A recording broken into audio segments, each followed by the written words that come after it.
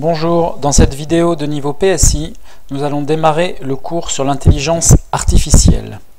Après une introduction assez générale, nous détaillerons les outils de mesure de performance des systèmes avec intelligence artificielle, pour ensuite, dans une seconde vidéo, détailler les technologies au programme, à savoir l'apprentissage supervisé, l'apprentissage non supervisé, la régression linéaire, la classification par les plus proches voisins et les réseaux de neurones. Avant tout, détaillons les compétences attendues au concours.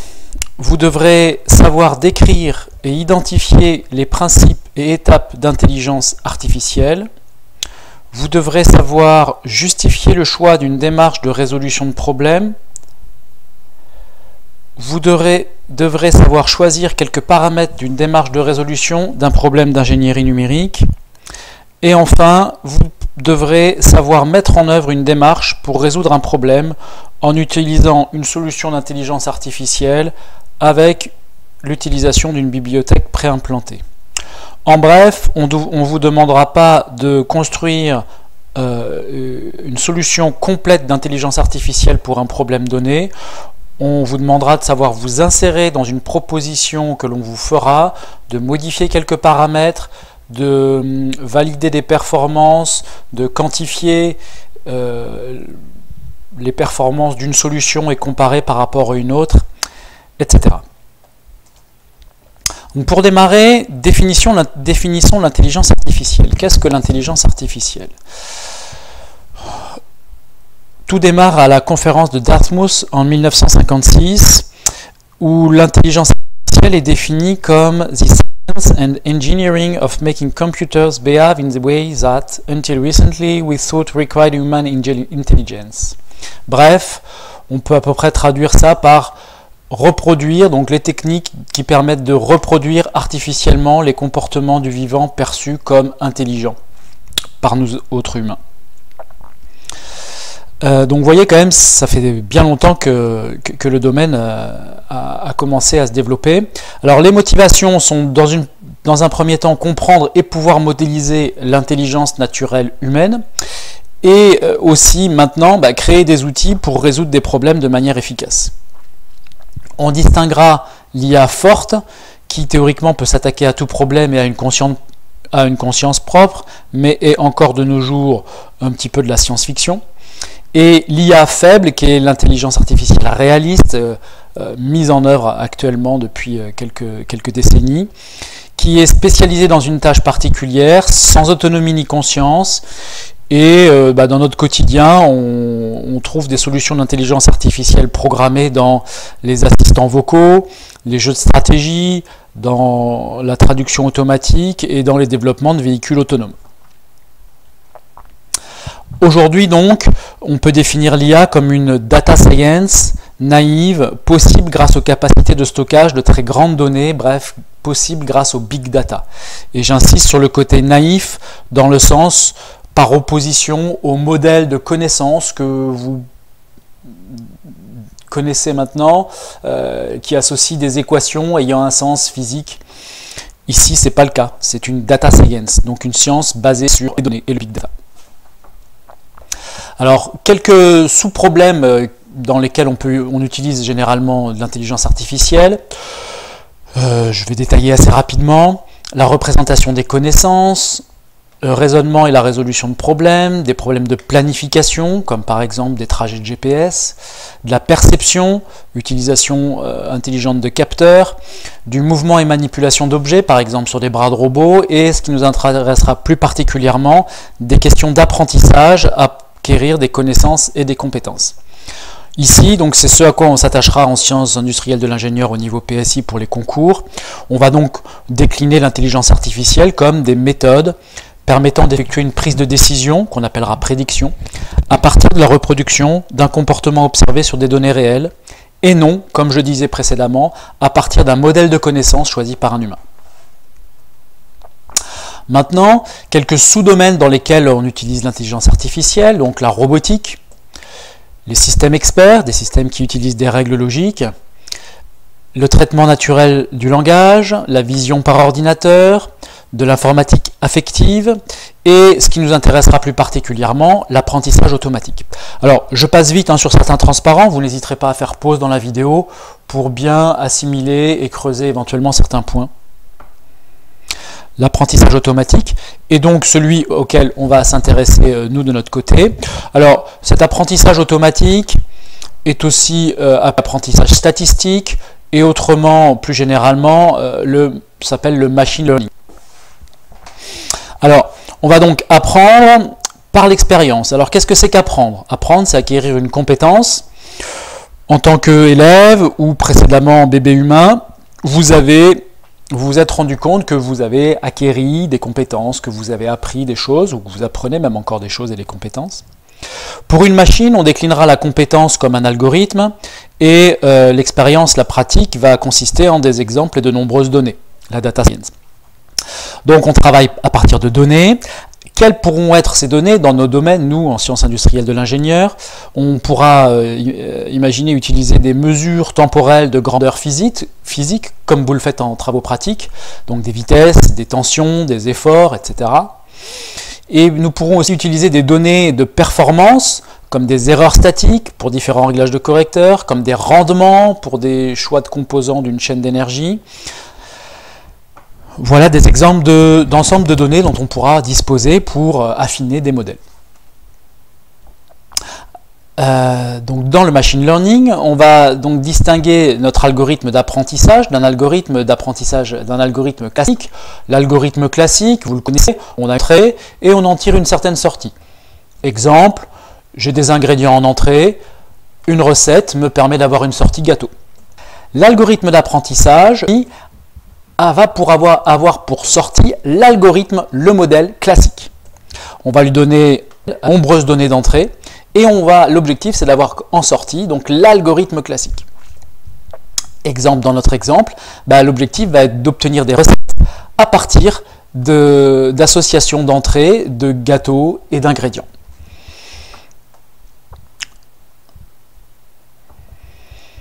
Alors, un petit point encore en introduction sur ce machine learning qui bien souvent est un deep learning. Alors, la plupart des succès récents d'intelligence artificielle sont des progrès en apprentissage automatique, c'est-à-dire qu'on utilise beaucoup d'exemples d'une tâche pour apprendre à faire une tâche. Et de plus, la plupart de ces progrès sont en fait des progrès dans ce qu'on appelle le deep learning, l'apprentissage profond. C'est un des domaines de l'apprentissage qui utilise des réseaux de neurones, comme nous le verrons à la fin de cet ensemble de vidéos, à plusieurs coups. Alors, des exemples. Dans le traitement automatique d'images, par exemple, reconnaître si une photo est un échantillon d'une humeur. Donc là, dans la santé, c'est important de pouvoir, c'est très intéressant de savoir faire ça. Le traitement automatique, un peu moins. De la génération automatique de texte, d'images, de sons, de vidéos. Ça nous intéressera peut-être aussi un petit peu moins. Bref, tout ça, ce sont des solutions, des exemples actuels. Alors, ce sur quoi on va appuyer là, c'est pourquoi est-ce que c'est possible? Grâce au big data, on a d'énormes quantités de données disponibles, en plus souvent grâce à l'aide d'internautes avec des clics, ici ou là. On a des puissances de calcul qui se sont développées et qui permettent de traiter de nombreuses données et de faire tourner beaucoup de modèles. Et en plus, la compréhension des données et des problèmes rendent la modélisation par réseau de neurones appropriée pour certains problèmes. C'est ce que l'on verra donc à la fin de ces vidéos. Donc, l'intelligence artificielle, aujourd'hui, bien souvent, en termes grand public et dans les applications réelles, se réduit à ce deep learning, c'est-à-dire au réseau de neurones.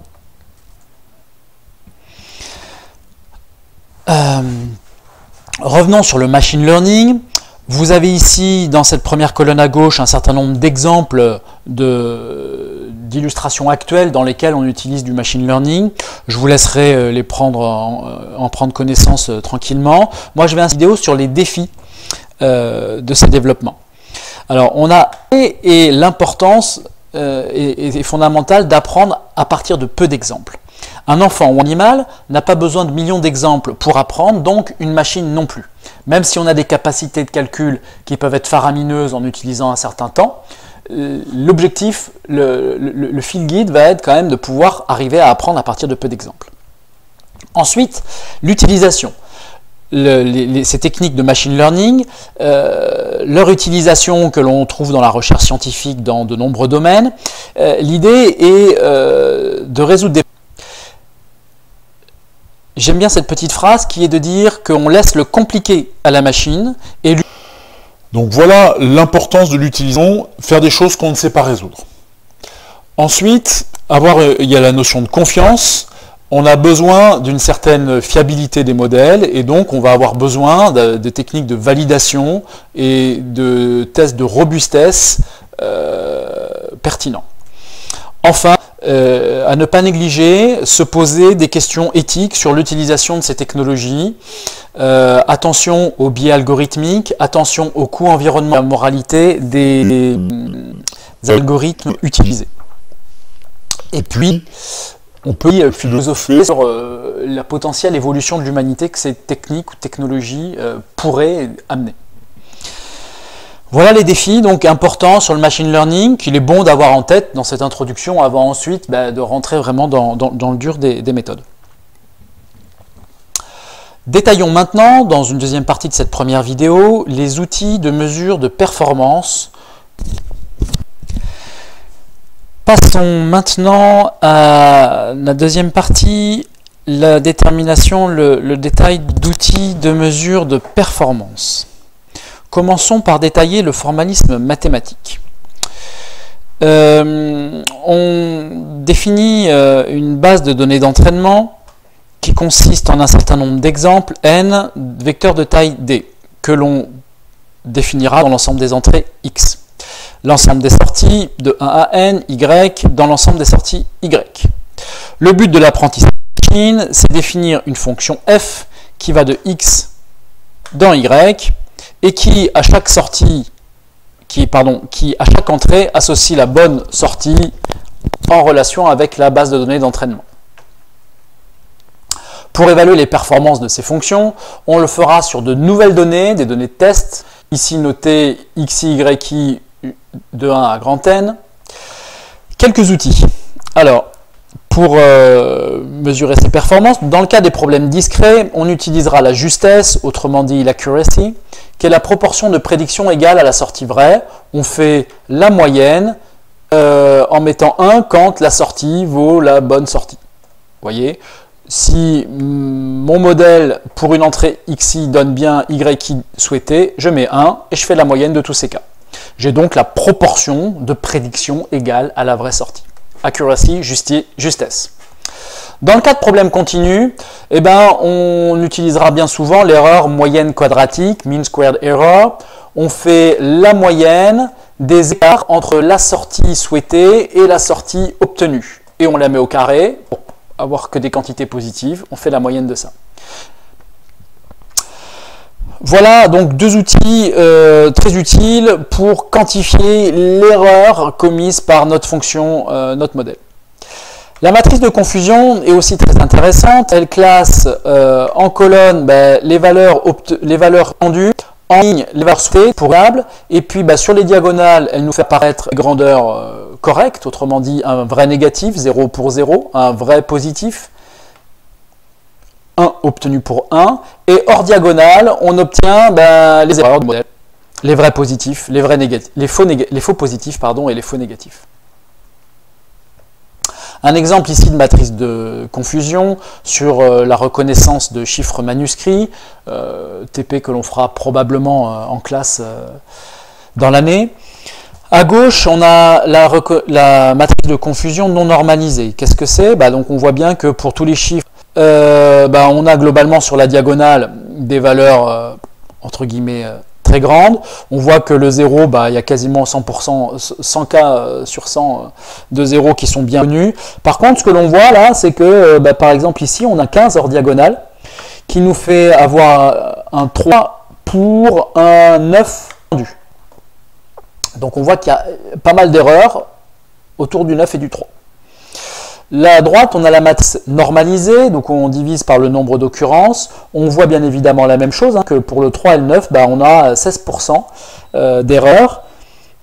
cette matrice normalisée nous permet de visualiser les erreurs indépendamment des occurrences. Parce que parfois, on peut avoir certaines entrées-sorties qui apparaissent beaucoup plus souvent que d'autres. Et donc là, ça moyenne un petit peu les poids et ça nous permet d'étudier pour toutes les entrées et toutes les sorties ce qui se passe. Bref, un point donc sur la matrice de confusion, elle est intéressante pour l'évaluation des performances d'une fonction de prédiction, bien souvent très utile sur un problème de classification multiclasse. Bon, une fois qu'on a défini un petit peu quelques mesures de performance, on peut définir ce qu'on appelle une fonction coût, cost function, ou autrement appelée fonction de perte, loss function. Donc on va la noter L, d'un double ensemble des sorties dans l'espace des réels. L'objectif de cette fonction de coût, c'est de mesurer entre une prédiction f de x et la sortie étiquette qu'il aurait fallu prédire y pour cette entrée. Bon, bien évidemment, l'objectif c'est qu'elle soit minimale lorsque f de x égale y. On choisit cette fonction. Bon, bien souvent, il faut faire attention à respecter certaines propriétés mathématiques suivant l'algorithme utilisé, des dérivabilités, continuité ou choses comme ça. Et remarquez qu'en régression, très classiquement, l'erreur quadratique est une fonction de coût très intéressante, très utile, très pertinente. D'ailleurs, certains d'entre vous l'ont, j'imagine, déjà utilisée pour essayer d'identifier ou optimiser un modèle. Notons que donc, cette fonction de coût, on a le choix. Et d'où l'importance de l'expérience du modélisateur en data scientist qui orientera pour un problème ou un autre problème vers une fonction de coût qui, d'expérience, est pertinente et efficace. Une fois qu'on a défini cette fonction de coût, on va pouvoir passer à l'identification ou au choix de modèle avec 3 phases. Une première phase d'apprentissage, ensuite une phase d'inférence et ensuite une phase de test. Pour la phase d'apprentissage, l'idée c'est de déterminer, on les notera F chapeau, qui minimise l'erreur de prédiction moyenne sur la base des données d'apprentissage. Donc là on travaille sur des données d'apprentissage et l'objectif c'est de minimiser la fonction coût. Donc on fait la moyenne de toutes les fonctions coût sur toutes les entrées-sorties de la base d'apprentissage. Bon, une fois qu'on a trouvé quelques fonctions F chapeau sympathiques, qui donne des règles minimales, eh bien on passera à la phase d'inférence qui va consister à prédire des sorties, on va les noter Y chapeau, pour ce modèle-là à partir des entrées de la base de données de test. On va faire une distinction sur les jeux de données, c'est important. L'ensemble des données dont on dispose au départ, on le découpera en 3 jeux de données. Un jeu d'entraînement, souvent 80% des données, qui sert à chacun des modèles à apprendre, donc à essayer c'est celui sur lequel on essaiera d'identifier le minimum de la fonction coût. Un jeu de validation qui nous permettra de sélectionner le meilleur modèle. Et enfin, un jeu de test qui nous permettra d'estimer l'erreur de généralisation du modèle sélectionné. Ce jeu de test est fondamental puisque parfois on peut arriver à ce qu'on appelle un surapprentissage, c'est-à-dire que le modèle est sur le jeu de données d'entraînement, mais qu'ensuite, sur le jeu de test, il est très mauvais. Là, il faudra savoir reconnaître un surapprentissage. Donc, le modèle est plus performant sur les données d'apprentissage que sur de nouvelles données. Qu'est-ce que ça veut dire? Ça veut dire qu'en fait, mon modèle, je l'ai vraiment fité, restreint pour qu'il colle bien sur les données d'entraînement, mais ensuite, il n'est absolument pas robuste, il prédira bien derrière, il est très mauvais. On pourra dans un sujet de concours, imaginez un questionnement qui vous amène au fur et à mesure de 3-4 questions à identifier ce problème-là sur une fonction donnée, sur un développement de modèle donné, identifier qu'on a un surapprentissage. C'est, je pense, un questionnement qui sera assez développé dans les sujets de concours qui vont venir les années prochaines, parce que ça devrait être assez facile de poser un questionnement de ce type-là. Donc, ayez bien en tête le danger du surapprentissage. Alors, donc ça c'est de manière générale, on distingue les 3 jeux de données. J'ai mis ici une petite remarque parce que quand on commence à être expert, etc., l'utilisation des données peut être optimisée par ce qu'on appelle la validation croisée.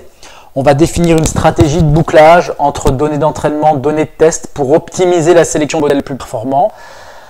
Ça, c'est dans un second temps, quand on commence vraiment à être expert, peut-être que dans un des derniers TP cette année, on aura l'occasion d'aller regarder un petit peu cette validation croisée. Vous, déjà, dans un premier temps, retenez l'importance de distinguer les données et d'utiliser un jeu d'entraînement, puis un jeu de validation, puis un jeu de test avec des données différentes pour éviter le surapprentissage. Voilà la fin de cette vidéo. Dans la vidéo suivante, nous détaillerons les différentes techniques au programme d'intelligence artificielle.